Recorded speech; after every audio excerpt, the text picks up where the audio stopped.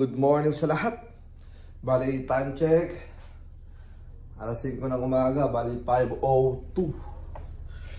Okay, so ngayon, tip na tayo ng kape natin. Okay, make sure ko lang na sa akin yung wallet. Okay, na-start ko na rin yung kotse natin. Grabe na rin.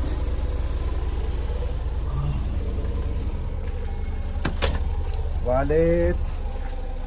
Yep, nandito na yung wallet. Yep. So, ito yung mga ibon. Yun, no? So, yung mga ibon natin, kalmado lang sila. Yan. Bali, 3 crate na yung dala natin. Kasi nung una, 2 lang.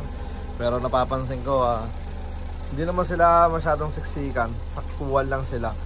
Pero mas gusto ko yung medyo nakakagalaw sila. So, mapapansin yung maluwag na sila. Yan.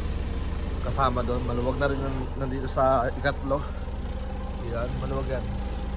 Okay, so ngayon, tara, let's go, biyahe tayo. Okay, so time check is 6:05 ng umaga. 6:05 tuloy. Ito kasi nakita ko. Yan, bali minus 1 hour yan. So 5:05 ng umaga. Kasi kumatras nga pala yung, yung oras dito sa US. Kaya hindi ko pa na-set up yan yung ating tawag dito, orasan sa ating sasakyan.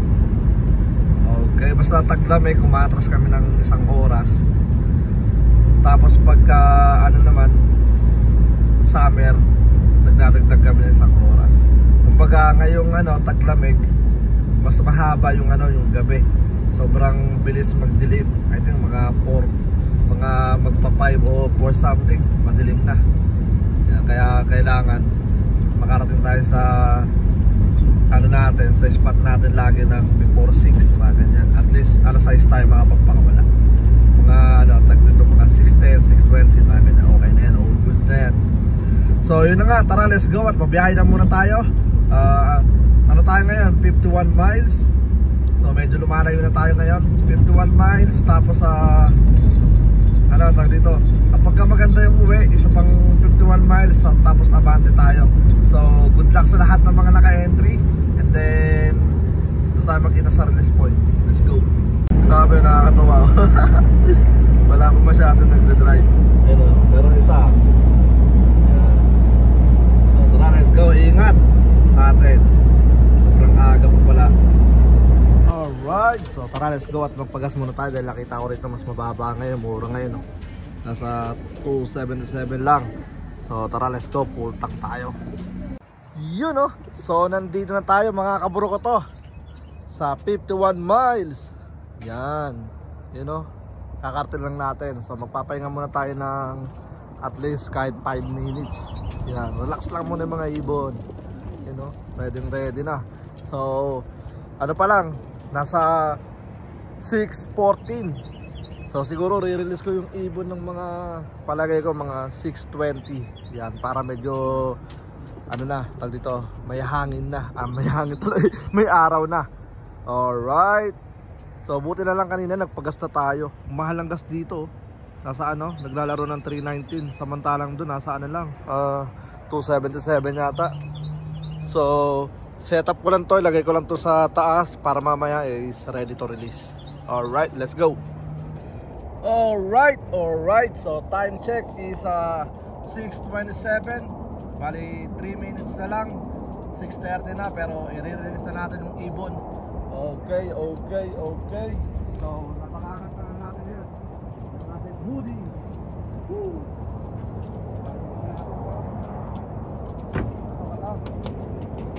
Good luck.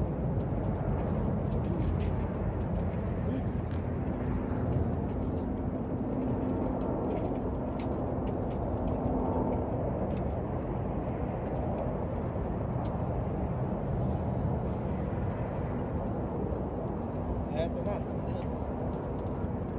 Okay.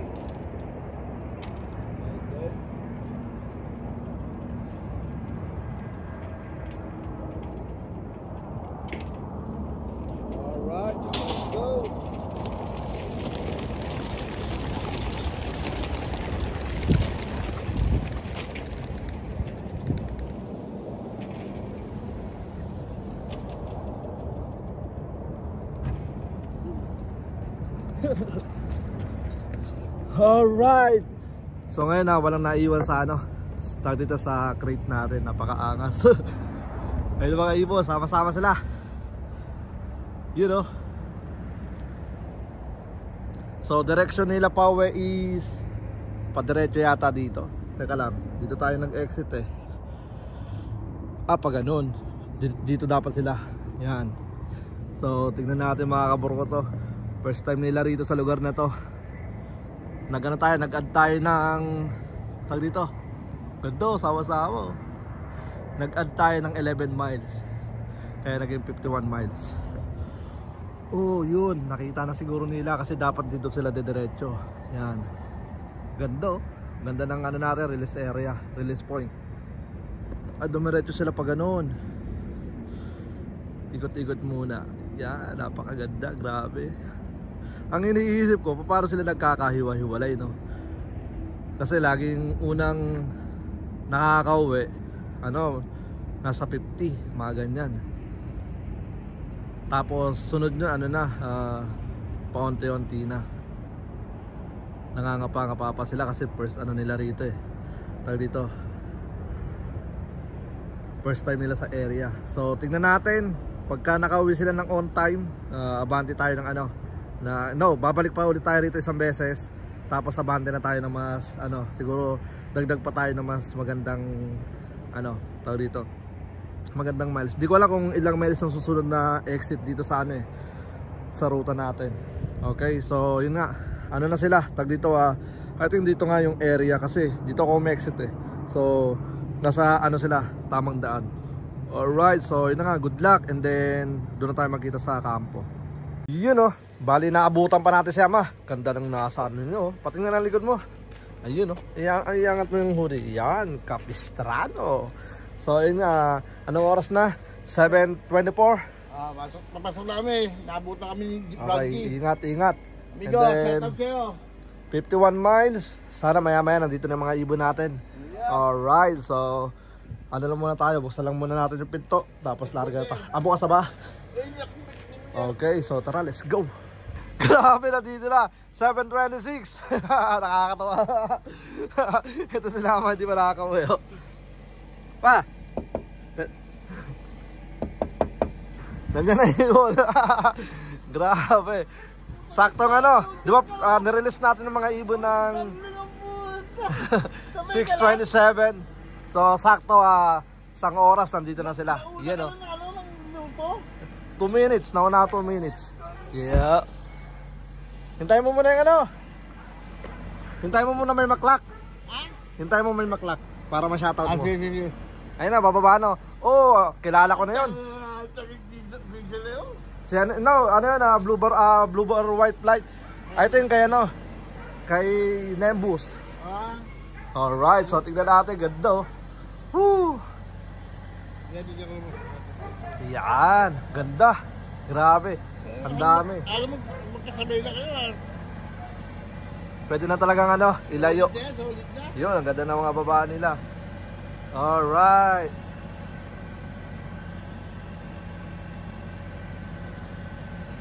Yun na. Baba na nila. Nakakatuwa lang kasi nakakasabay ng mga ibon sa atin. Yan.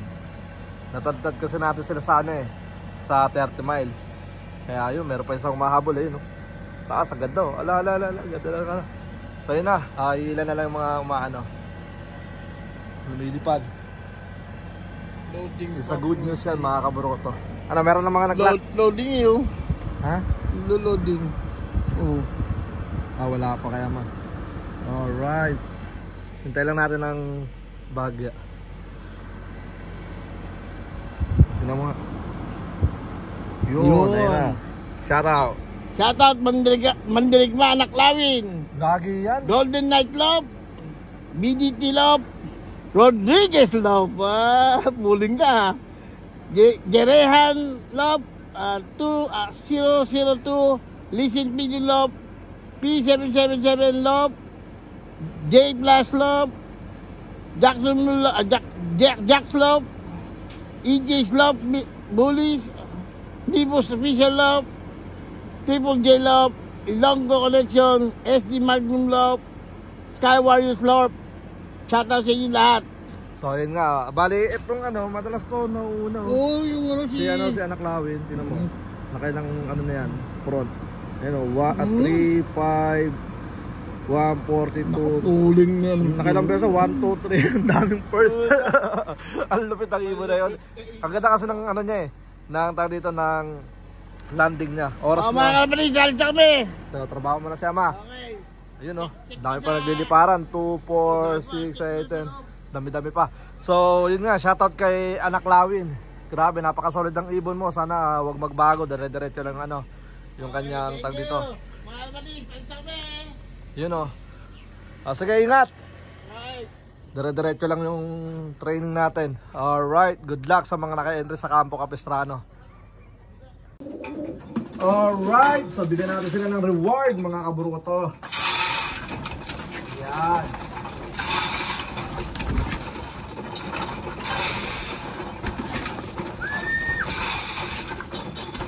Ito mga uwi nyo mga bata. Patuloy nyo lang yan ha.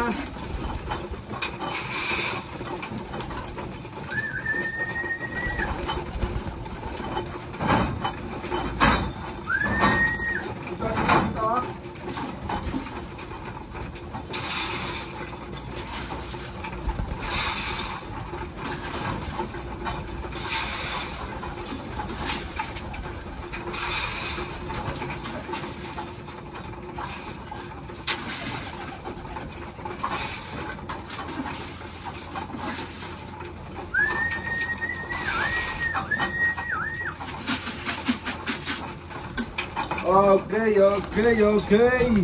So, yung ibon natin is paganda yung uwi.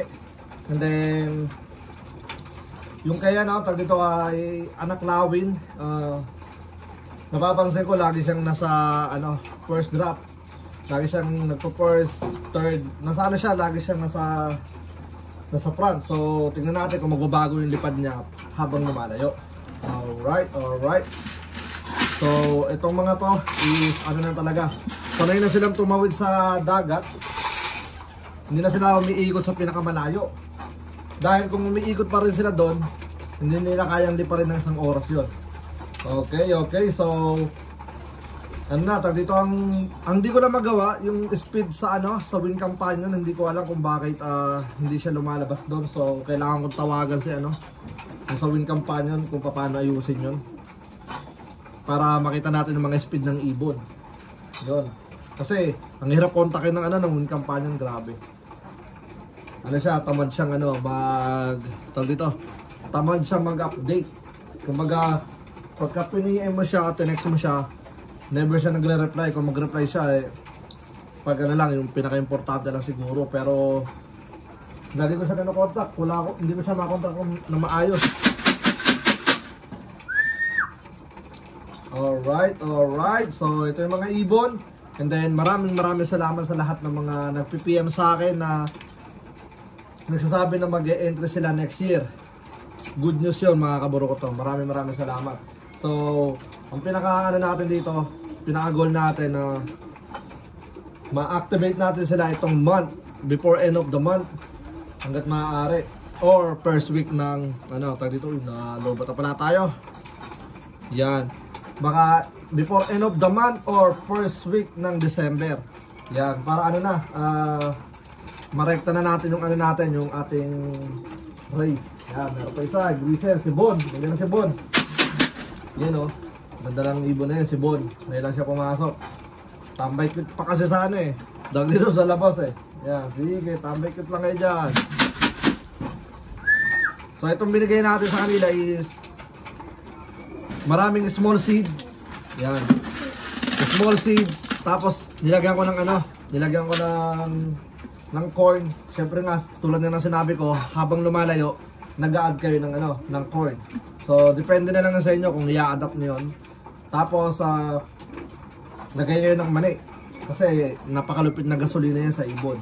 Alright, so itong binigay natin, almusal lang. Tapos yung mga wala pa, doon sila sa labas kakain.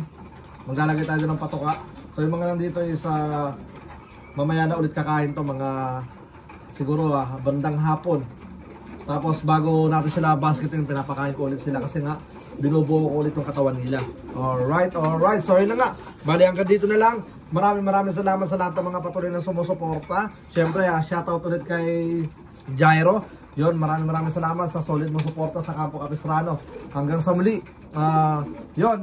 Panoorin nyo nga pala yung upload ni Punong Ministro, si Amigo.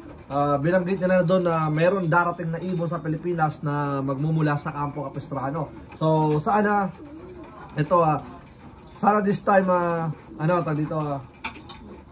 maibreed niya at mailaro sa club nila yung mga magiging YBs natin. Kasi yung mga naunang napadala natin doon is wala tayong update. So ito kay Amigo, magkakaroon tayo ng update dito. So yun na nga, bali hanggang dito na lang. Hanggang sa muli, ako nga po pala ulit si Brown G. At welcome sa akin channel. Peace out, tara let's go. Almusal tayo.